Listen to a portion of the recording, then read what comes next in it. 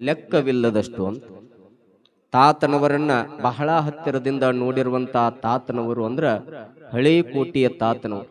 ಸದಾವಕಾಲ ತಾತನವರು ಬಹಳ ಪ್ರೀತಿಯಿಂದ ಇವರಿಗೆ ಏನಂತ ಕರೀತಾ ಇದ್ರು, ಅಮ್ಮ ಇಲ್ಲೇ ಮುಂದೆ ಕುಂತಾರಲ್ಲ ತಾತನು, ಮಲ್ಲಿಕಾರ್ಜುನ ತಾತನು, ಕ್ವಾಟಿ ತಾತ ಕ್ವಾಟಿ ತಾತ ಅಂತ ಕರೀತಾ ಇದ್ರು.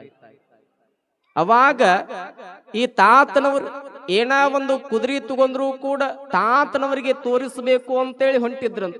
ನೋಡ್ರಿ ಯೋಗ ತಾತನವರು ಬಂದು ಕುಳಿತುಕೊಳ್ಳೋದಕ್ಕೂ ಆ ಸನ್ನಿವೇಶ ಬರೋದಕ್ಕೂ ತಾತನವರ, ಮಲ್ಲಿಕಾರ್ಜುನ ತಾತನವರ ಮತ್ತ ಬಸವಲಿಂಗ ತಾತನವರ ಅವಿನಾಭಾವವಾದ ಒಂದು ಸಂಬಂಧ ಎಲ್ಲಿಂದ ಪ್ರಾರಂಭವಾಯಿತು ಅಂದ್ರ 1975ರಿಂದ ಪ್ರಾರಂಭವಾಯಿತು ಅಂತ.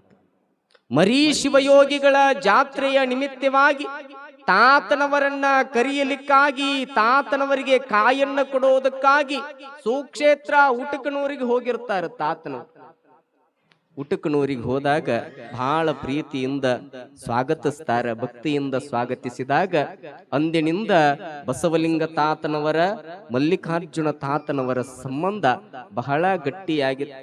ಈಗ ತಾತನವರನ್ನ ಕರೆದುಕೊಂಡು ಬಂದು ಮರಿ ಶಿವಯೋಗಿಗಳ ಆ ತೇರಿನೊಳಗ ಅವರ ಅಮೃತ ಹಸ್ತದಿಂದ ಪೂಜೆಯನ್ನ ಮಾಡಿಸ್ತಾರೆ.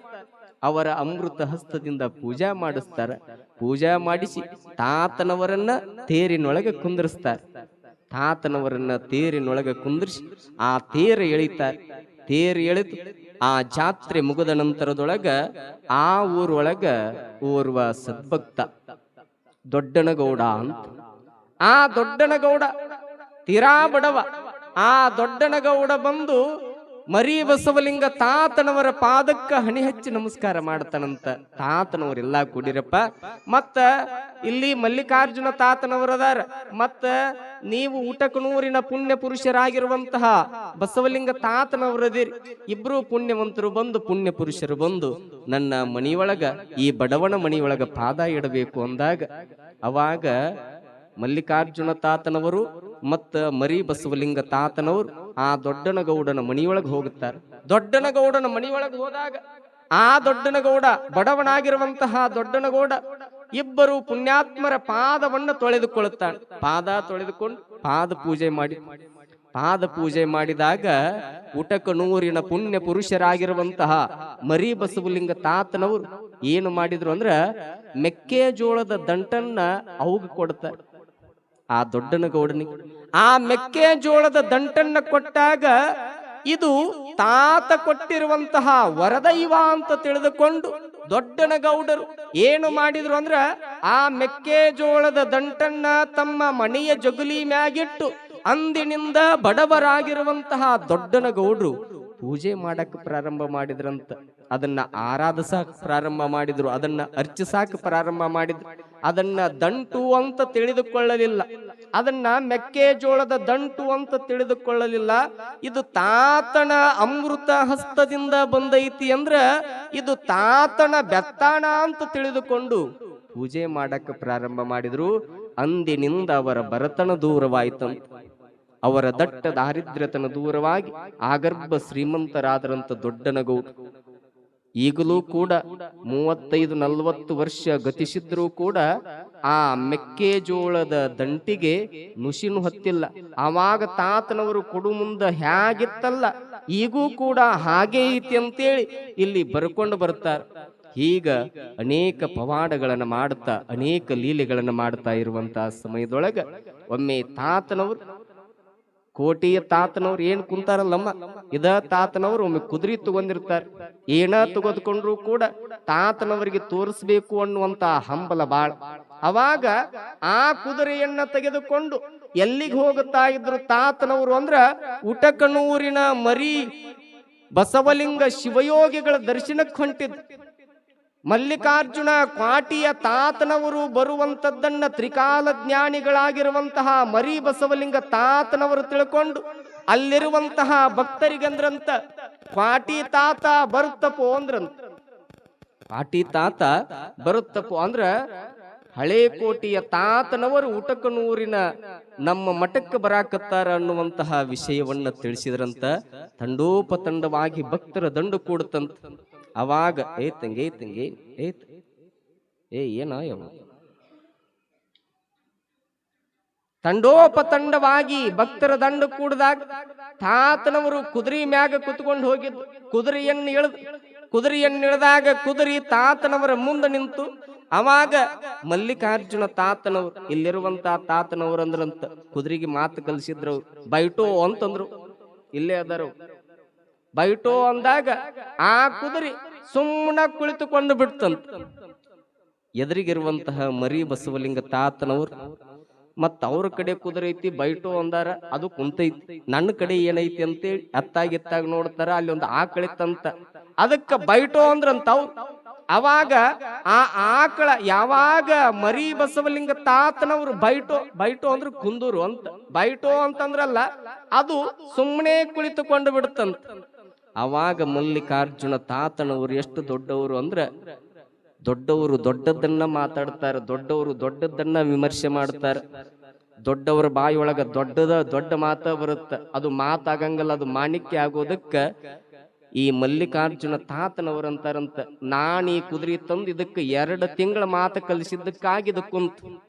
ಆದ್ರ ಮರಿ ಬಸವಲಿಂಗ ತಾತನವ್ರು ಎಷ್ಟು ದೊಡ್ಡವರು ಅಂದ್ರ, ಆಕಳಕ್ಕ ಮಾತ ಕಲಿಸಲಾರದಂಗ ಒಂದೇ ಒಂದು ಮಾತಿನೊಳಗ ಹೇಳಿದ್ದಕ್ಕಾಗಿ ಆಕಳ ಕುಂತೈತಿ ಅಂದ್ರ, ಇವರು ಸರ್ವ ಶ್ರೇಷ್ಠ ಶಿವಯೋಗಿಗಳು ಅಂತೇಳಿ ಹಳೇ ಕೋಟೆಯ ತಮ್ಮ ಮುಂಭಾಗದೊಳಗಿರುವಂತಹ ಮಲ್ಲಿಕಾರ್ಜುನ ತಾತನವರು ಬಸವಲಿಂಗ ತಾತನವರನ್ನ ಹಾಡಿ ಹೊಗಳಿದ್ರಂತ. ನೋಡ್ರಿ ಅಮ್ಮ, ಹಾಡಿ ಹೊಗಳಿದ್ರಂತ. ಅಂತಹ ಪುಣ್ಯವಂತರ ಸಮಾಗಮದಿಂದ ಅನೇಕ ಲೀಲೆಗಳಾದ ಆಗ್ಯಾವ. ತಾತನವರ ಲೀಲೆಗಳು ಲೆಕ್ಕವಿಲ್ಲದಷ್ಟು ಅಂತೇಳಿ. ಈಗ ಅಂತಹ ಪುಣ್ಯ ಪುರುಷರಾಗಿರುವಂತಹ ಉಟಕನೂರಿನ ಮರಿ ಬಸವಲಿಂಗ ತಾತನವರು ಸಂಚಾರ ಮಾಡ್ತಾ ದಿದ್ದಿಗೆಯ ಗ್ರಾಮಕ್ಕೆ ಬರ್ತಾರೆ.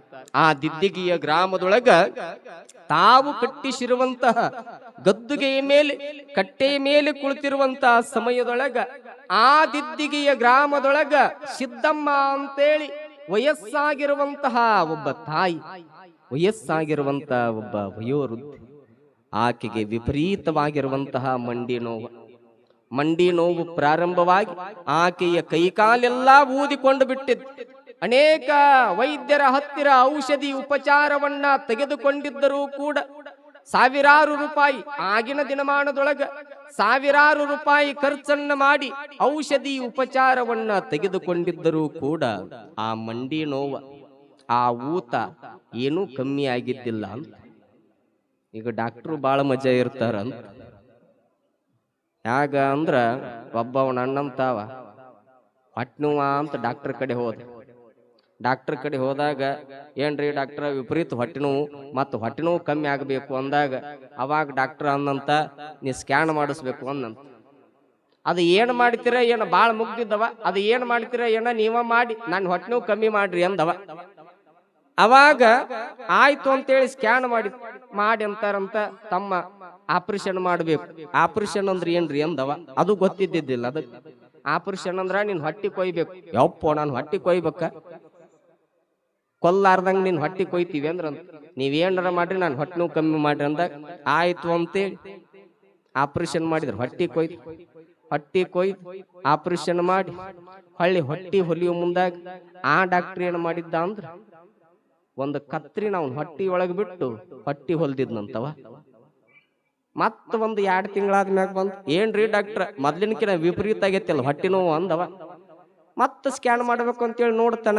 ಅವಾಗ ಡಾಕ್ಟರ್ ಅಂದಂತ, ಹಿಂದಕ್ಕ ನೀನ್ ಆಪರೇಷನ್ ಮಾಡ್ಬೇಕಾದ್ರೆ ಒಂದ್ ತಪ್ಪು ಮಾಡೀನಿ. ಏನ್ ತಪ್ಪು ಮಾಡಿರಿ ಅಂದವ. ನಿನ್ ಹೊಟ್ಟಿ ಒಳಗ ಕತ್ರಿ ಬಿಟ್ಟು ಹಂಗ ಹೊಟ್ಟಿ ಹೊಲ್ದಿಳತಮ್ಮ ಅಂದಂತ. ಮತ್ತೇನ್ ಮಾಡ್ಬೇಕ್ರಿ, ಮತ್ತೊಳ್ಳಿ ಹೊಟ್ಟಿ ಕೊಯ್ಬೇಕು. ಹೊಟ್ಟಿ ಕೊಯ್ದು ಕತ್ರಿ ತೆಗಿಬೇಕು. ತೆಗೀರಿ ಆ ಕತ್ರಿನ ಅಂದವ. ಮತ್ತ ಹೊಟ್ಟಿ ಕೊಯ್ದು ಕತ್ರಿ ತೆಗಿಯಾಕತ್ತವ ಡಾಕ್ಟರ್. ಕತ್ರಿ ತೆಗಿಯೋ ಮುಂದಾಗ ಕತ್ರಿ ಏನ ಹೊರಗೆ ತೆಗದ. ಮತ್ತೇನು ತಪ್ಪು ಮಾಡಿದ ಅಂದ್ರ ಅವನ್ ಹೊಟ್ಟಿ ಒಳಗ ಒಂದು ಸೂಜಿ ಬಿಟ್ಟು ಮತ್ ಹೊಟ್ಟಿ ಹೊಲ್ದ್ನಂತ. ಮತ್ 1 ತಿಂಗಳಿಗೆ ಬಂದ್, ಏನ್ರಿ ಕಮ್ಮಿ ಆಗೋಲ್ದಲ್ಲ, ಕತ್ರಿ ತೆಗದಿರೇ ಇಲ್ಲ ಅಂದವ. ಆಯ್ತು ಅಂತೇಳಿ ಮತ್ ಸ್ಕ್ಯಾನ್ ಮಾಡಿದ. ಇಲ್ಲ ತಮ್ಮ, ಕತ್ರಿ ತೆಗಿಯೋ ಅವಸರದೊಳಗ ಒಂದು ಸೂಜಿ ಬಿಟ್ಟಿನಿ ಅಂತ. ಮತ್ತೇನ್ ಮಾಡ್ಬೇಕ್ರಿ, ಮತ್ ಹೊಟ್ಟಿ ಕೊಯ್ಬೇಕು. ಡಾಕ್ಟ್ರ ಮತ್ತೊಂದ್ ಏನಾರ ಬಿಟ್ಟೇ ಬಿಡ್ತೀರಿ, ನನಗ ಖಾತ್ರಿ ಆಗೈತಿ, ಒಂದು ಕೆಲಸ ಮಾಡಿ ಈ ಸಾಲಿ ಹುಡುಗರು ಬ್ಯಾಗ್ ನೋಡಿರೇನ್ರಿ ಅಂದವ. ನೋಡಿನಲ್ಲ. ಆ ಬ್ಯಾಗಿಗೆ ಜೀಪ್ಸ್ ಇರ್ತಾವಲ್ಲ, ಆ ಜೀಪ್ಸ್ ನಾನು ಹೊಟ್ಟಿಗೆ ಹಾಕಿ ಬಿಡ್ರಿ ಅಂದವ. ಬೇಕಾದಾಗ ತೆಗಿದ್ರಿ ಅಂತ, ಬ್ಯಾಡದಾಗ ಮುಚ್ಚಿರಂತ. ಬೇಕಾದಾಗ ತೆಗಿರಿ ಅಂತ, ಬ್ಯಾಡದಾಗ ಮುಚ್ಚಿರಂತ. ಬಹಳ ಮಜಾ ಇರುತ್ತೆ. ಹೀಗ ಆ ಸಿದ್ದಮ್ಮ ತಾಯಿ ಔಷಧಿ ಉಪಚಾರವನ್ನ ಅನೇಕ ವೈದ್ಯರಿಂದ ತೆಗೆದುಕೊಂಡಿದ್ದರೂ ಕೂಡ ಆ ಮಂಡಿ ನೋವ, ಊತ, ಆ ರೋಗ ಕಮ್ಮಿ ಆಗಿದ್ದಿಲ್ಲ. ತಾತನವರು ಮುಂದೆ ಬಂದು ಅವಾಗ ತಾತನವರು ಸಣ್ಣಿಯನ್ನು ಮಾಡಿದ್ರಂತ. ಗೋಮಾತೆಯ ಸಗಣಿಯಿಂದ ನೀನು ಮಂಡಿಗೆ ಹಚ್ಕೋ. ಅದು ಹೇಗ ಅಂದ್ರ ಆ ಸಗಣಿ ಕೆಳಗಡೆ ಬೀಳಲಾರ್ದಂಗ ಹಚ್ಕೋ ತಾಯಿ, ನಿನಗ ಬಂದಿರುವಂತಹ ಊತ ಮಂಡಿ ನೋವ ಕಡಿಮೆ ಆಗತ್ತ ಅಂತ ಹೇಳಿದ್ರು. ಅವಾಗ ಆ ತಾಯಿ ತಾತನವರು ಹೇಳಿದಂಗ ಆ ಆಕಳ ಗೋಮಾತೆಯ ಸಗಣಿಯನ್ನು ಹಚ್ಕೊಂಡಿದ್ದರ ಪರಿಣಾಮವಾಗಿ ಗುಣಮುಖಳಾದಳು ಅಂತೇಳಿ ಬವರೋಗದ ವೈದ್ಯರಾಗಿದ್ದ ಅಂತಹ ತಾತನವರು ಈಗ ಅನೇಕ ಲೀಲೆಯನ್ನ ಮಾಡ್ತಾ ಇರುವಂತಹ ಸಂದರ್ಭದೊಳಗ ತಾತನವರು ಈ ಪ್ರವಚನ ಅಂದ್ರ ಹೇಗ ತಾಯಿ ಅಂದ್ರ ಸ್ವಲ್ಪ ಸ್ವಲ್ಪ ಸಮಯದೊಳಗೆ ಮುಗಿಸ್ಬೇಕು ಅಂತ ಅನೇಕ ಲೀಲೆಗಳದಾವ ತಾತನವ್. ಕೊನೆ ಹಂತಕ್ಕ ಅಂದ್ರ ತಾತನವರು 3 ತಿಂಗಳು ಊಟ ಬಿಟ್ಬಿಟ್ರಂತ. ಒಂದ್ಸಾರಿ 3 ತಿಂಗಳ ಊಟ ಬಿಟ್ಟು ಅವಾಗ ಉಟಕನೂರಿನ ದಿದ್ದಿಗೆಯ ಬಾರ್ದಲಿಯ ಎಲ್ಲಾ ಸದ್ಭಕ್ತರಿಗೆ ಗೊತ್ತಾಯಿತು.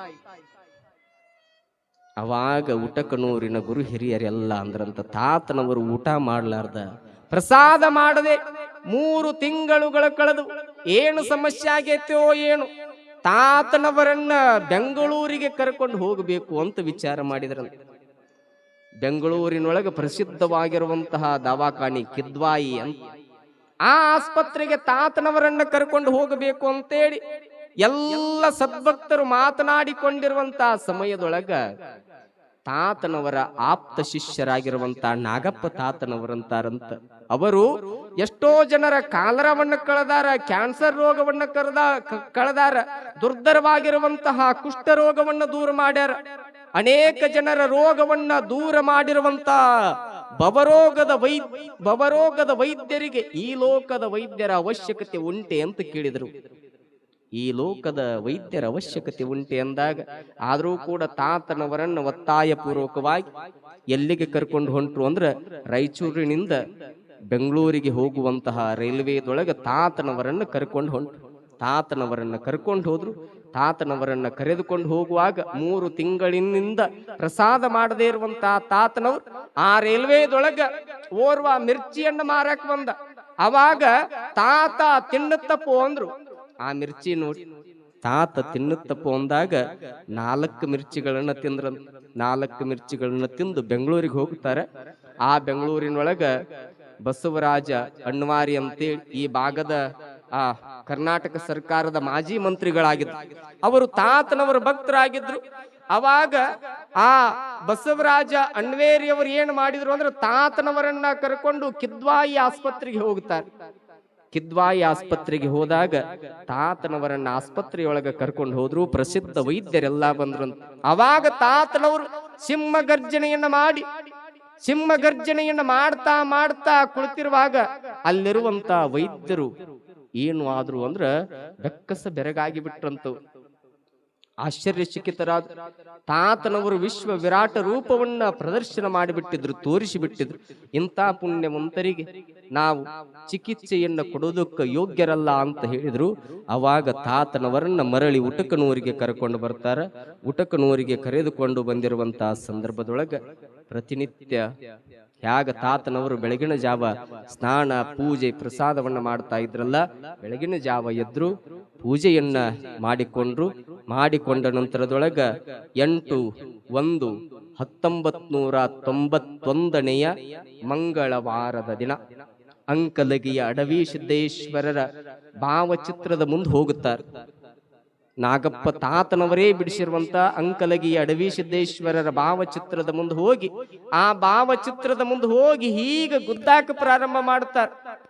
ಗುದ್ದುತ್ತಾ ತಮ್ಮ ತೊದಲು ನುಡಿಗಳಿಂದ ಹೇಳ್ತಾರ, ಆಗ ನಾನು ಅಂಕಲಗಿಯ ಅಡವಿ ಸಿದ್ದೇಶ್ವರರ ಪಾದವನ್ನ ಸೇರಬೇಕು ಅಂತ ನಾನು ಮಾಡೀನಿ ಅಂತೇಳಿ ಅವಾಗ ಆ ನಾಗಪ್ಪ ತಾತನವರನ್ನ ನೋಡುತ್ತಾ ಉಟಕನೂರಿನ ಪುಣ್ಯ ಪುರುಷರಾಗಿರುವಂತ ಅನೇಕ ಜನರ ಭವರೋಗವನ್ನ ಕಳೆದಿರುವಂತಹ ಪುಣ್ಯಾತ್ಮರಾಗಿರುವಂತಹ ನಡೆದಾಡುವಂತಹ ನುಡಿಯುವಂತಹ ದೇವರಾಗಿರುವಂತಹ ಪುಣ್ಯ ಪುರುಷರಾಗಿರುವಂತಹ ಉಟಕನೂರಿನ ಮರಿ ಬಸವಲಿಂಗ ತಾತನವರು 8/1/1991 ಮಂಗಳವಾರ ಪ್ರೀತಿಯ ಶಿಷ್ಯೋತ್ತಮರಾಗಿರುವಂತಹ ನಾಗಪ್ಪ ತಾತನವರನ್ನ ನೋಡ್ತಾ ನೋಡ್ತಾ ನೋಡ್ತಾ ನೋಡ್ತಾ ಶಿವನ ಪಾದವನ್ನ ಸೇರಿಬಿಟ್ಟರಂತ ನೋಡಿ. ಶಿವಸಾಂಬಜೇ ನಮ ಪಾರ್ವತೇ ಪತಿ ಶಿವ ಹರ ಹರ ಮಹಾದೇವ.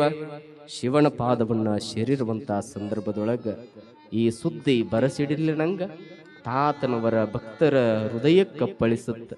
ನಾ ಕೂಡು ನೀ ಕೂಡು ಅಂತೇಳಿ ಲಕ್ಷಾಂತರ ಜನ ಭಕ್ತರು ಡೊಳ್ಳು ಬಾಜಾ ಬಾಜಂತ್ರಿಯನ್ನ ತೆಗೆದುಕೊಂಡು ಬಂದು ಸದಾವಕಾಲ ತಾತನವರ ನಾಮಸ್ಮರಣೆಯನ್ನು ಮಾಡ್ತಾ ಇರುವಂತಹ ಸಮಯದೊಳಗೆ